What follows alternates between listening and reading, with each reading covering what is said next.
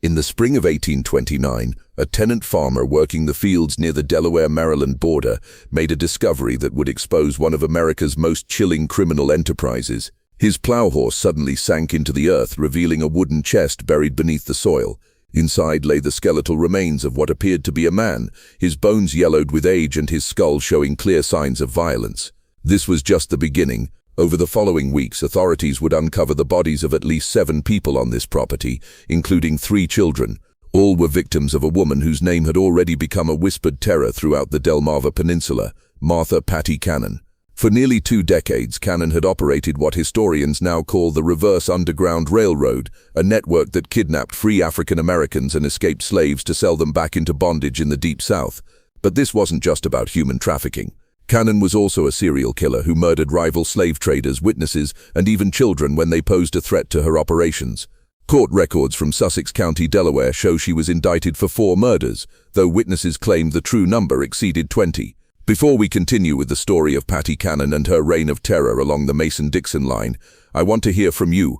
What state or city are you listening from? The reach of Cannon's criminal network extended far beyond her Delaware stronghold, touching communities from Philadelphia to the Mississippi Delta. Leave a comment and let me know where you're hearing this story. Don't forget to subscribe and hit that notification bell. These dark chapters of American history deserve to be remembered. The discovery of those buried remains would ultimately unravel a criminal conspiracy that had operated with virtual impunity for over a decade, protected by jurisdictional confusion, racial prejudice, and the simple fact that most of its victims were people whose disappearances went largely unnoticed by white society. The area where Patty Cannon built her empire of terror was uniquely suited for criminal activity.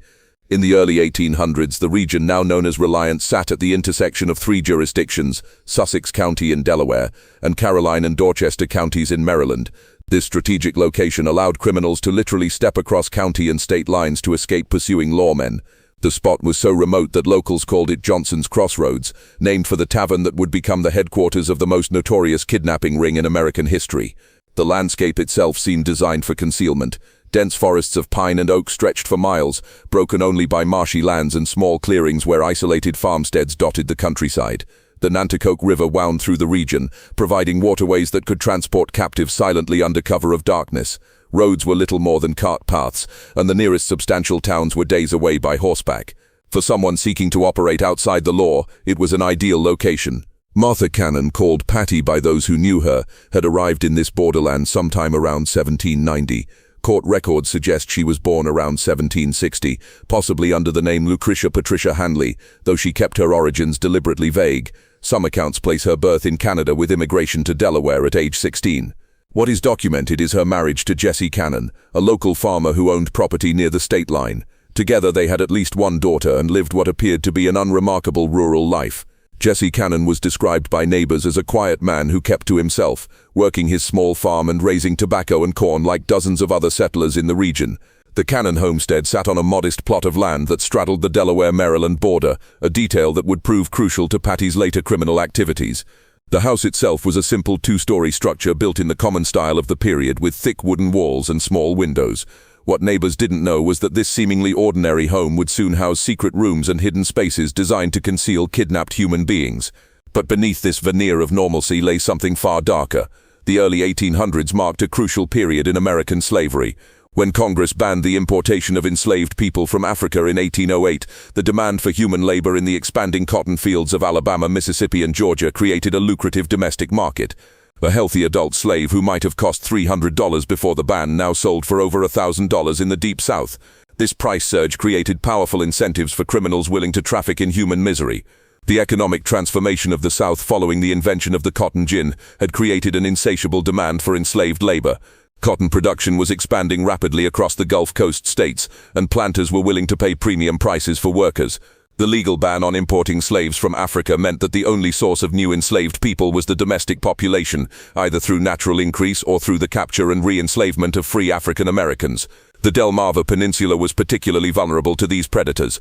Following the Revolutionary War, many enslaved people had been freed by their owners, either through gradual emancipation laws or individual acts of manumission. Maryland and Delaware had substantial populations of free African Americans who worked as laborers, artisans, and small farmers.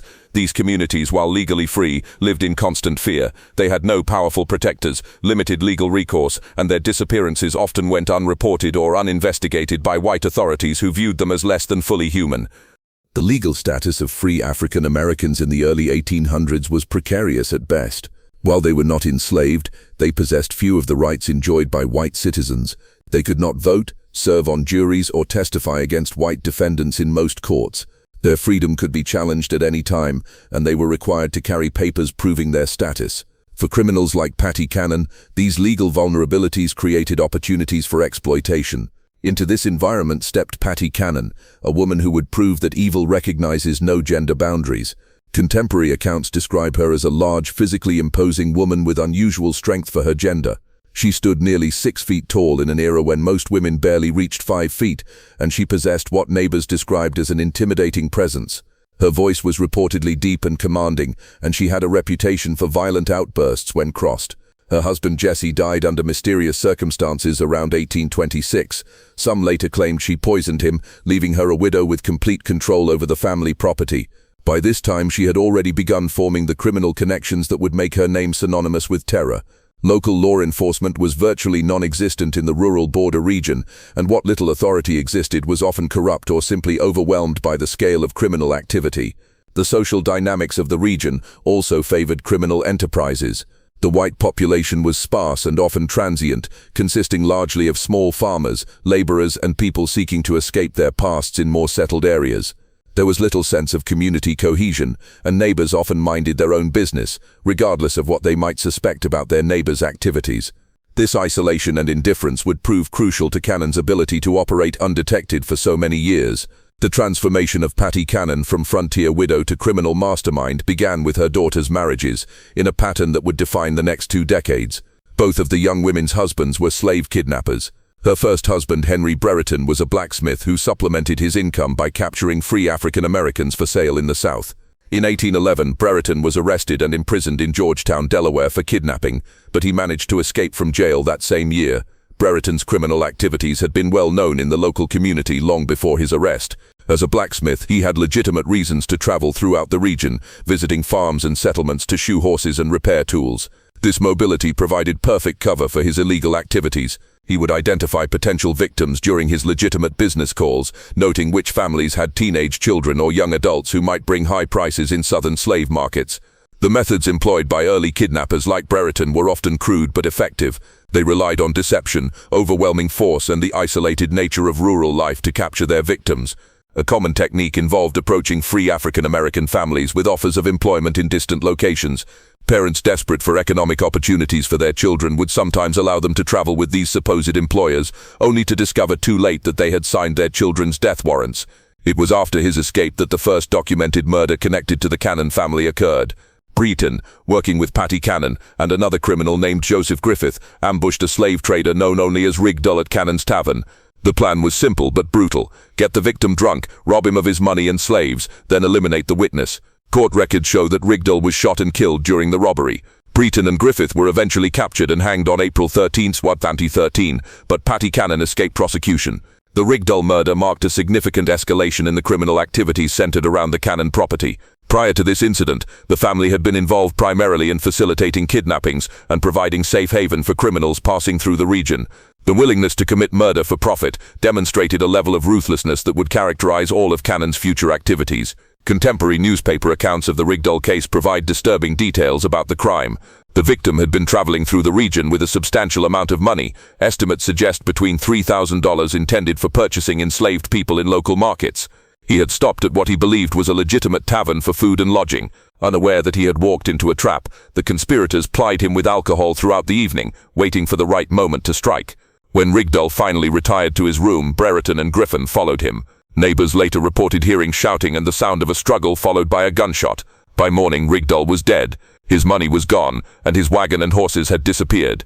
The body was hastily buried on the property, beginning what would become a regular practice of using the isolated location as a dumping ground for murder victims. The execution of her daughter's first husband did nothing to deter Cannon from her chosen path. Instead, it seemed to refine her methods and strengthen her resolve to build a more sophisticated criminal organization. The lesson she drew from Brereton's capture was not that crime didn't pay, but rather that criminals needed better organization and more careful planning to avoid detection. When her daughter remarried, this time to Joseph Johnson, Cannon gained a partner who would prove even more valuable to her criminal enterprise. Johnson wasn't just another kidnapper, he was a businessman who understood the logistics of human trafficking on a regional scale. He had connections throughout the South, experience in transportation and logistics, and most importantly, the capital necessary to expand their operations beyond simple opportunistic crimes. Johnson brought to the partnership a tavern located precisely on the Delaware-Maryland state line.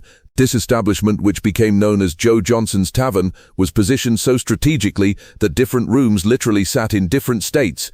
This geographic advantage allowed them to move kidnapped victims between jurisdictions to confuse pursuing authorities. When Delaware lawmen arrived with warrants, suspects could simply step into the Maryland portions of the building and claim immunity from Delaware jurisdiction. The tavern served multiple purposes in the expanding criminal enterprise. It was a legitimate business that provided cover for their activities, generating income and explaining the constant flow of travelers and wagons through the property. It functioned as a holding facility for captives awaiting transport south, with specially constructed hidden rooms and cellars designed to conceal human cargo.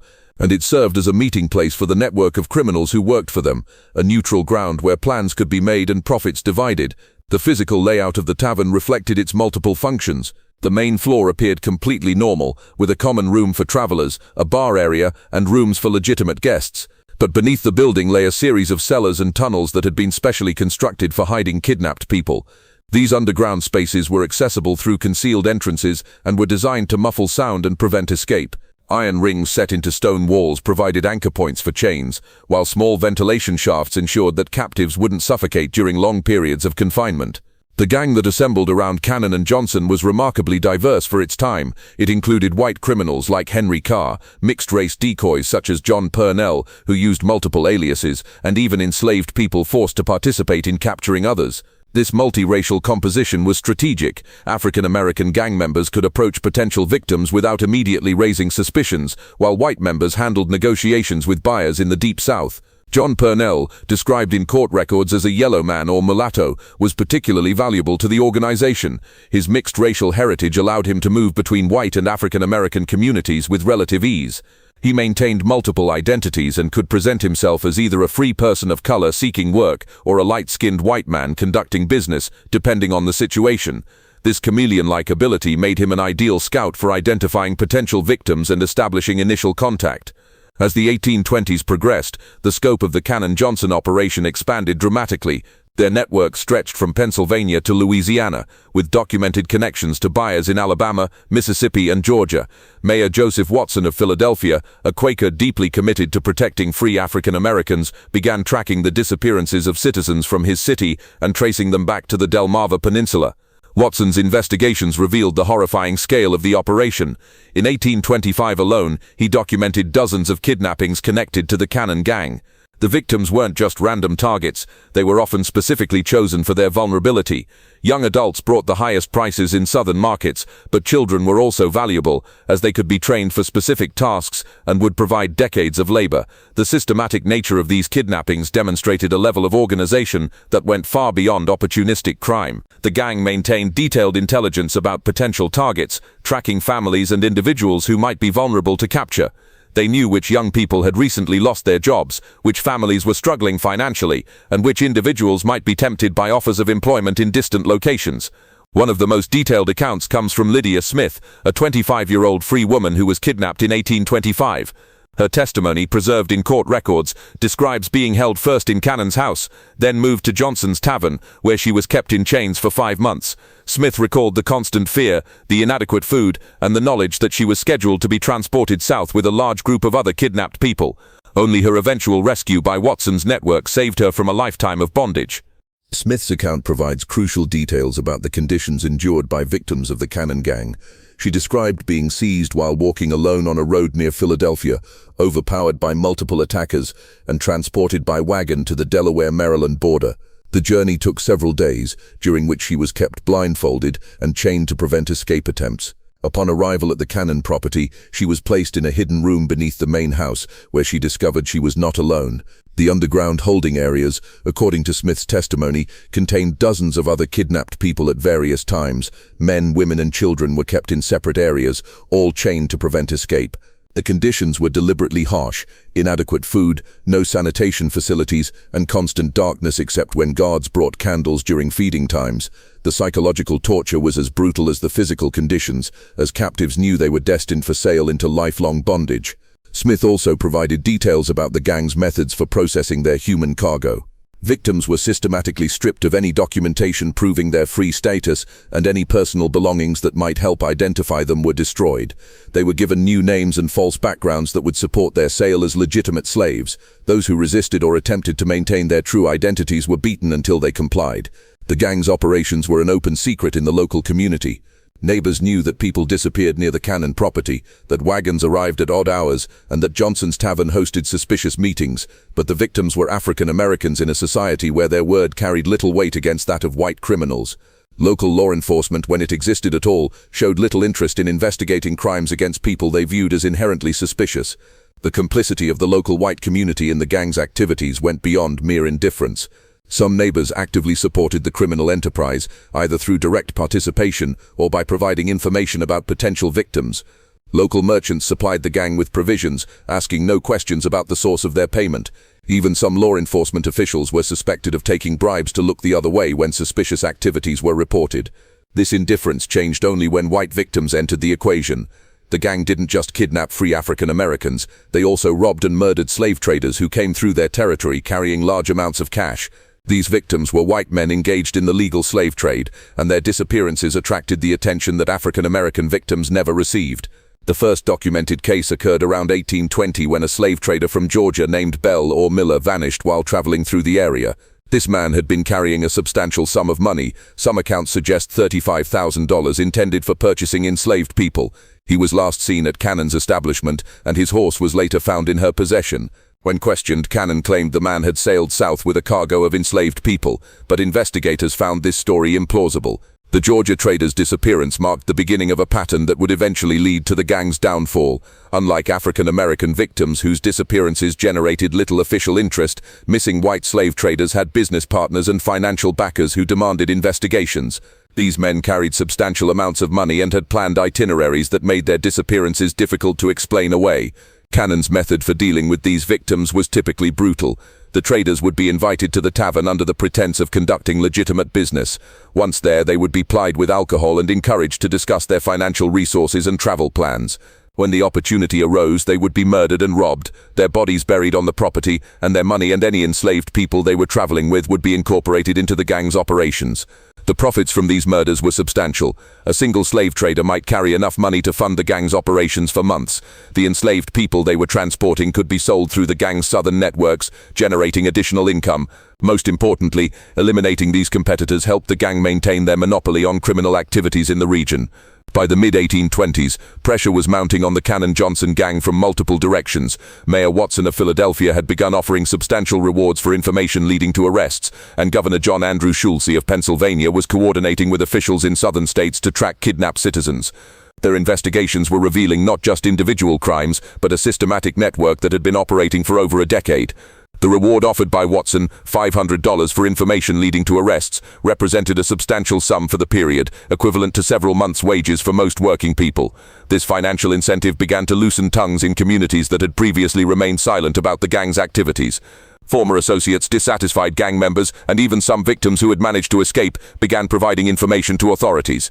The gang's response to this pressure was characteristically violent. Rather than scaling back their operations, they began eliminating potential witnesses more aggressively. This decision would ultimately prove to be their downfall, as it expanded their list of victims to include people whose disappearances could not be ignored. The escalation in violence during this period reflected Patty Cannon's increasingly paranoid mindset. She had built a criminal empire that generated enormous profits. Estimates suggest the gang's annual income exceeded $50,000, a fortune by early 19th century standards. But this success had made her a target for law enforcement attention, and she became convinced that former associates posed an existential threat to her operations.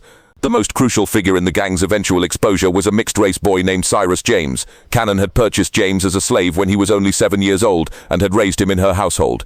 As he grew older, James was forced to participate in the gang's activities, serving as a decoy to lure other African Americans into traps. His intimate knowledge of the gang's operations, combined with his growing revulsion at the violence he witnessed, made him both an invaluable asset and a potential liability. James' position in the Cannon household was unique and tragically complex. As an enslaved child, he had no choice but to participate in whatever activities his owner demanded. But as he matured, he began to understand the full horror of what he was being forced to do. He was helping to destroy the lives of people who looked like him, people who shared his heritage and his vulnerability. This knowledge created an internal conflict that would eventually lead him to cooperate with authorities despite the personal risks involved. The psychological manipulation employed by Cannon to control James was sophisticated and cruel. She alternated between treating him as a favored member of the household and threatening him with violence or sale to brutal masters in the Deep South. She convinced him that his survival depended entirely on her protection and that any betrayal would result in his immediate death. This combination of dependency and terror kept James loyal for years, even as he witnessed increasingly horrific crimes. James later testified that he witnessed Cannon murder multiple children on her property. In one particularly horrific account, he described seeing Cannon take a wounded African-American child not yet dead from the house in her apron, only for the child to never return. James knew where the bodies were buried because he had been forced to help dispose of them. The murders James witnessed were not random acts of violence, but calculated decisions based on Cannon's assessment of risk and profit. Children who became sick or injured were killed rather than treated, as medical care would have been expensive and would have attracted unwanted attention. Young people who proved difficult to control or who maintained their insistence on their free status were eliminated as potential sources of trouble. Even infants born to kidnapped women were sometimes killed if Cannon determined they would be more trouble than they were worth. The gang's undoing began with their treatment of rival slave traders. Competition in the illegal human trafficking trade was fierce, and Cannon's gang had developed a reputation for murdering competitors to steal their money and their human cargo. This practice accelerated as legitimate law enforcement pressure increased. Dead slave traders couldn't testify about their experiences with the gang. The decision to escalate their violence against white victims reflected both Cannon's growing desperation and her fundamental miscalculation about the consequences of such actions. She had operated for so long with impunity that she believed herself untouchable. The murder of African Americans had generated no serious law enforcement response, so she assumed that the same would be true for white victims. This assumption would prove fatal to her criminal enterprise. In early 1829, the bodies began to surface. A tenant farmer working land owned by Cannon was plowing a low-lying area that had recently been cleared of brush when his horse stumbled into what proved to be a grave. Inside a wooden chest, he discovered human bones that authorities determined belonged to the missing Georgia slave trader from nearly a decade earlier. This discovery triggered a systematic search of the property that would uncover multiple burial sites.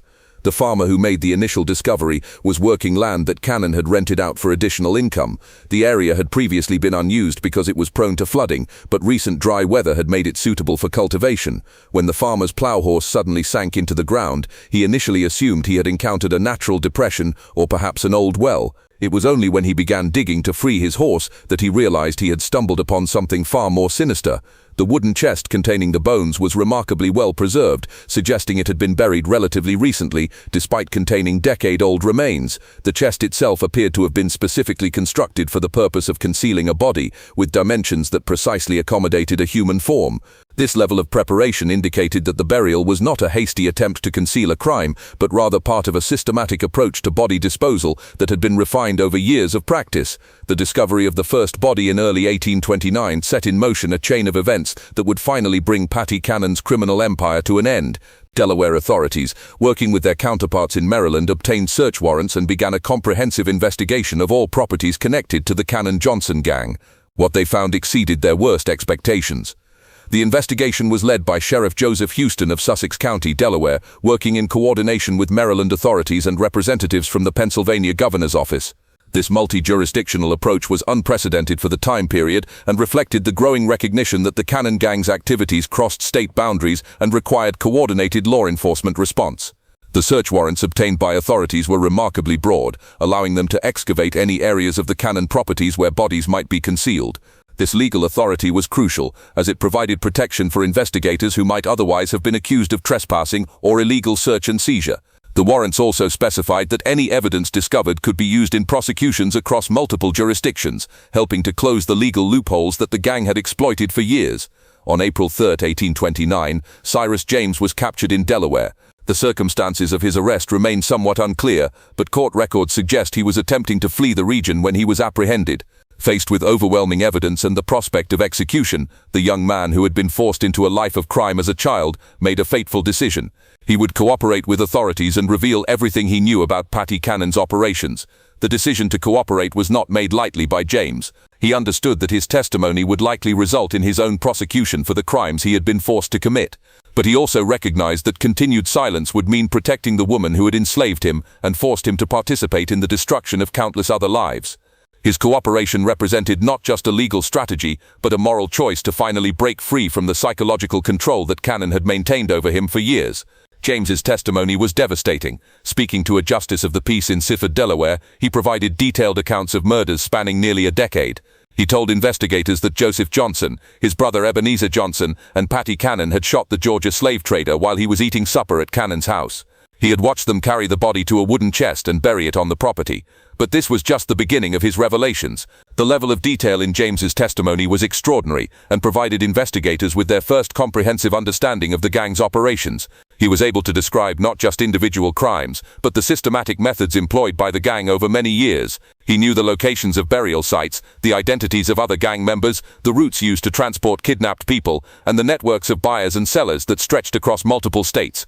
Following James's directions, authorities began excavating the Cannon property systematically. In a garden area, they found the body of a young mixed-race child. According to James's testimony, this child had been enslaved by Cannon along with his mother. Cannon had killed the child because she suspected the father was white, possibly a member of her own family. The article preserving this testimony contains no information about the fate of the child's mother, leaving open the horrifying possibility that she too was murdered. The discovery of the child's body was particularly disturbing to investigators because it demonstrated the extent of Cannon's callousness. This was not a victim of kidnapping or a rival criminal. This was a child who had been born into Cannon's household and lived under her control. The murder appeared to have been motivated purely by Cannon's racist paranoia and her fear that a mixed-race child might somehow threaten her operations. Additional excavations revealed 2 wooden boxes, each containing human bones. James identified one set of remains as belonging to another child he had seen Cannon beat to death with a piece of wood. The third set belonged to an adult whom James described as someone they considered had property, meaning the gang believed this person was free and might have resources worth stealing. The systematic nature of these murders painted a picture of Cannon as something beyond a simple criminal. She was a serial killer who had been operating with impunity for years, protected by the isolation of her location, the indifference of local authorities to crimes against African Americans, and a network of co-conspirators who shared in her profits.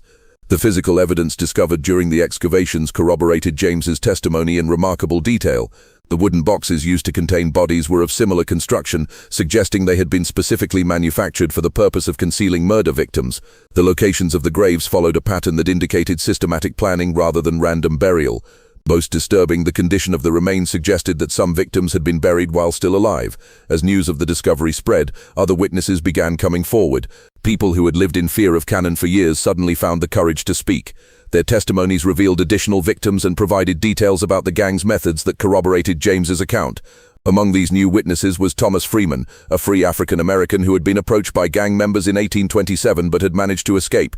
Freeman testified that he had been offered work in Georgia and had been traveling toward the Cannon property when he became suspicious of his escort's behavior. He managed to slip away during a rest stop and spent several days hiding in the woods before making his way back to Philadelphia. Freeman's testimony was significant because it provided insight into the gang's recruitment methods. He described how the initial approach had seemed completely legitimate. He had been struggling to find work in Philadelphia when a well-dressed man approached him with an offer of employment on a Georgia plantation. The wages offered were generous, and transportation was to be provided free of charge. It was only during the journey that Freeman began to notice inconsistencies in his escort's stories and became suspicious of their true intentions. The scope of the investigation expanded beyond Delaware. Authorities in Maryland began examining properties owned by gang members, while officials in Pennsylvania coordinated efforts to document the full extent of the kidnapping network. Just when we thought we'd seen it all, the horror in Sussex County intensifies. If this story is giving you chills, share this video with a friend who loves dark mysteries. Hit that like button to support our content, and don't forget to subscribe to never miss stories like this. Let's discover together what happens next in the final chapter of Patty Cannon's reign of terror. The coordination between different jurisdictions represented a new approach to law enforcement that would later become standard practice. For the first time, authorities were treating the Cannon Gang as what it truly was, an interstate criminal conspiracy that required federal-level response. This recognition led to the involvement of officials from Washington, D.C., and marked the beginning of what would eventually become coordinated federal law enforcement efforts against organized crime. On April 13, 1929, a grand jury of 24 white men in Delaware handed down indictments against Martha Patty Cannon on 4 counts of murder. The charges were signed by James Rogers, the Attorney General of Delaware, and represented the first time any member of the notorious gang had faced serious legal consequences for their crimes against African Americans. The composition of the grand jury itself was significant for the period. All 24 members were white males, as required by Delaware law, but they represented a cross-section of the state's population, including farmers, merchants, and professionals. The fact that this jury was willing to indict a white woman for the murder of African Americans marked a notable shift in legal attitudes, driven largely by the overwhelming evidence presented and the interstate nature of the crimes. The indictments were remarkably specific for the era. Cannon was charged with the murder of an infant female on April 26, 2022, a male child on the same date, an adult male on October. Each charge carried the death penalty, and the evidence against her was overwhelming. The specificity of these charges reflected the thorough investigation conducted by authorities. Unlike many criminal cases of the period, which relied primarily on witness testimony and circumstantial evidence, the Cannon case was built on physical evidence, multiple corroborating witnesses, and detailed confessions from a participant who had intimate knowledge of the crimes. This combination of evidence types made the case virtually impossible to defend against. Cyrus James's testimony formed the backbone of the prosecution's case. His detailed knowledge of the gang's operations, combined with his ability to lead authorities to burial sites, made him the most valuable witness in Delaware legal history up to that point. The young man who had been forced into crime as a child now held the power to bring justice to the woman who had terrorized the region for decades. The prosecution team was led by Attorney General James Rogers, who had made his reputation prosecuting complex criminal cases across Delaware. Rogers understood that the Cannon case represented an opportunity to demonstrate that the law applied equally to all citizens, regardless of their race or social status. He also recognized that a successful prosecution would send a strong message to other criminal enterprises operating in the region. But Patty Cannon herself presented a figure that defied easy categorization, even for her contemporaries. Newspaper accounts described her as a large, physically powerful woman who commanded fear and respect, even from hardened criminals. At approximately 70 years old, she remained sharp-minded and defiant, showing no remorse for her actions, even when confronted with irrefutable evidence. Contemporary descriptions of Cannon during her imprisonment paint a picture of an unrepentant criminal who seemed genuinely puzzled by the legal proceedings against her. She apparently viewed her actions as legitimate business activities and expressed bewilderment that authorities were prosecuting her for crimes against people she considered to be property rather than human beings. The conditions of her imprisonment in the Sussex County Jail in Georgetown, Delaware, reflected both the seriousness of her crimes and the unusual nature of having a female defendant facing multiple murder charges. She was kept under constant guard, as authorities feared both escape attempts and potential retaliation from surviving gang members. The Georgetown jail itself was a crude stone structure that had been built in the early 1800s to house petty criminals and debtors. It was not designed to hold dangerous felons facing capital charges, and authorities had to implement special security measures to ensure Cannon's continued detention. Extra guards were posted, and her cell was reinforced with additional iron bars and locks. During her confinement, Cannon began to speak more freely about her criminal career. According to contemporary accounts, she admitted to killing at least 24 people over the course of her criminal career. These victims included not just the African Americans found buried on her property, but also rival slave traders, potential witnesses, and anyone else who posed a threat to her operations. The most chilling aspect of Cannon's confessions was their matter-of-fact tone. She spoke of murder as a business necessity, describing the killing of children and adults with the same casual indifference she might have used to discuss livestock. Her apparent lack of any moral conscience shocked even hardened law enforcement officials who had seen the worst of frontier violence. Cannon's confessions provided authorities with details about crimes that extended far beyond the charges for which she had been indicted. She described murders dating back to the early 1810s, kidnappings that had involved hundreds of victims, and a criminal network that had reached into multiple states.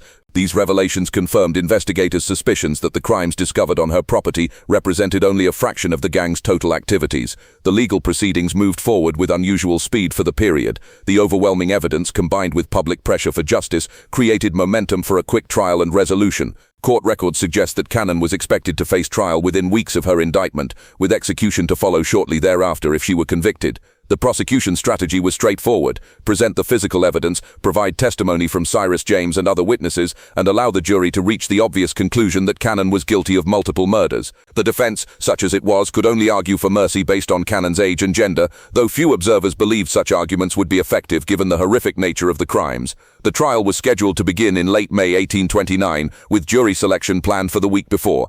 Legal observers from across the region were expected to attend, as the case represented one of the most significant criminal prosecutions in Delaware history. Newspapers as far away as Philadelphia and Baltimore were planning extensive coverage of the proceedings. The legal proceedings against Patty Cannon would never reach their intended conclusion. On May 11, 1829, approximately 3 weeks before her scheduled trial, jail guards found her dead in her cell. The official cause of death was listed as suicide by poison, though the exact circumstances remain unclear. Some accounts suggest she had been smuggled arsenic by sympathizers, while others propose she had been hoarding medication for weeks. The discovery of Cannon's body sent shockwaves through the Georgetown jail and the broader community. Guards making their regular morning rounds found her lying on the floor of her cell, apparently having died sometime during the night. There were no signs of struggle or violence, and the cell remained securely locked from the outside. The only evidence of what had occurred was a small vial found hidden in her clothing, which later analysis suggested had contained arsenic.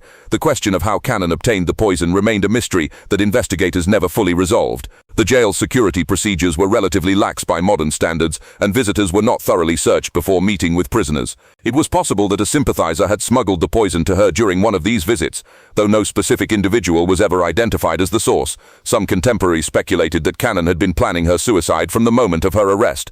She had witnessed the execution of her daughter's first husband and understood exactly what fate awaited her if she were convicted.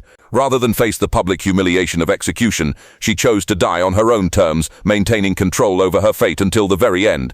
Her death robbed the victims' families of the satisfaction of seeing justice served, but it also brought to a close one of the most systematic criminal enterprises in early American history. Court records show that Cannon's death effectively ended the reverse underground railroad that had operated along the Delmarva Peninsula for nearly 2 decades. The immediate aftermath of Cannon's death was chaotic. Authorities had been preparing for what they expected to be the most significant criminal trial in Delaware history, and her suicide left them with unresolved questions about the full extent of her criminal network. The investigation into her activities continued for several months, but without her testimony, many details about the gang's operations remained unclear. The fate of her surviving co-conspirators varied. Joseph Johnson, her son-in-law and primary partner, had fled to Alabama or Mississippi before the investigations began. His brother Ebenezer also escaped to the Deep South, where they presumably continued their criminal activities beyond the reach of Delaware authorities. Local law enforcement made half-hearted attempts to pursue them, but the jurisdictional complications and vast distances involved made successful prosecution unlikely. Only Cyrus James, the enslaved boy forced into crime, remained to face justice, and his cooperation with authorities ultimately led to his freedom rather than execution. The Delaware courts, recognizing that James had been coerced into participating in the gang's activities and that his testimony had been crucial to uncovering the crimes, granted him his freedom and provided him with protection from retaliation. James's fate after the trial represented one of the few positive outcomes from the entire tragic episode. He was relocated to Pennsylvania, where abolitionists helped him establish a new identity and begin a legitimate life. Some accounts suggest he later became active in the Underground Railroad, using his knowledge of criminal networks to help legitimate efforts to assist escaped slaves. The investigation revealed that the Cannon-Johnson gang had been responsible for the kidnapping of hundreds of free African Americans over the course of their operations. While exact numbers remain disputed, conservative estimates suggest they trafficked between 500 and 1,000 people into slavery in the Deep South. The economic value of these crimes, measured in the prices slaves commanded in southern markets, represented millions of dollars in today's currency. The human cost of these crimes extended far beyond simple statistics. Each kidnapping represented the destruction of a family, the theft of a life, and the perpetuation of a system that treated human beings as property. Many victims were never recovered, living out their lives in bondage hundreds of miles from their homes. Children were separated from parents, spouses from each other, and entire communities lived in fear of similar attacks. The geographic scope of the gang's activities was equally staggering. Evidence collected during the investigation showed connections to criminal networks operating from New York to Louisiana. The Cannon gang had been part of a larger system of illegal human trafficking that exploited the jurisdictional confusion and limited law enforcement capabilities of the early 19th century. Patty Cannon's body was initially buried in the graveyard of the Georgetown jail where she died. The burial was conducted without ceremony, reflecting the community's desire to forget the horrors associated with her name. When that land was later developed into a parking lot in the 20th century, her remains were moved to a potter's field near the new prison. In a bizarre twist that reflects the sensationalist attitude toward her crimes, her skull was separated from the rest of her remains and put on display in various venues over the years. As recently as 1961, it was on loan to the Dover Public Library, serving as a macabre reminder of one of Delaware's darkest chapters. This treatment of her remains, while disturbing by modern standards, reflected the public's continued fascination with her crimes and their desire to remember the horrors she had perpetrated. The legacy of Patty Cannon extends far beyond her individual crimes.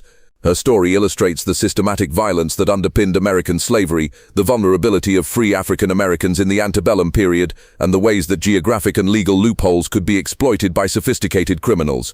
The reverse Underground Railroad she operated represented the dark mirror image of the networks that helped enslaved people escape to freedom, a reminder that for every story of liberation, there were countless others of re-enslavement and death.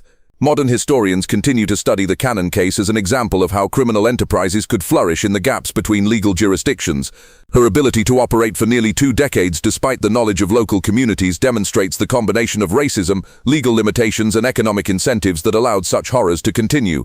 The case also highlighted the limitations of early 19th century law enforcement, the lack of coordination between different jurisdictions, the absence of professional police forces, and the limited communication capabilities of the period all contributed to the gang's ability to operate with impunity. These lessons would later inform efforts to develop more effective law enforcement strategies for dealing with interstate crime. The impact on the local community was profound and lasting. The area around Johnson's Crossroads never fully recovered from its association with the Cannon gang. The name was eventually changed to Reliance in an effort to escape the infamy, but the stigma persisted for generations. Property values in the area remained depressed for decades, and many families chose to relocate rather than remain in a place associated with such horrors. The Cannon case also had broader implications for American society's understanding of race and crime. The willingness of authorities to finally prosecute these crimes, even though the victims were primarily African Americans, marked a small but significant shift in legal attitudes. While this change was limited and temporary, it represented recognition that all people, regardless of race, deserved legal protection. The documentation and investigation of Cannon's crimes also contributed to the growing abolitionist movement. The systematic nature of the kidnapping network and the ease with which free African Americans could be reduced to slavery provided powerful evidence for abolitionists arguing that the entire system of slavery was inherently corrupt and dangerous. In the decades following Cannon's death, her story became part of regional folklore, though the details were often distorted or sensationalized. Numerous books, pamphlets, and newspaper articles recounted her crimes, though many mixed fact with fiction in ways that made it difficult to separate historical truth from legend.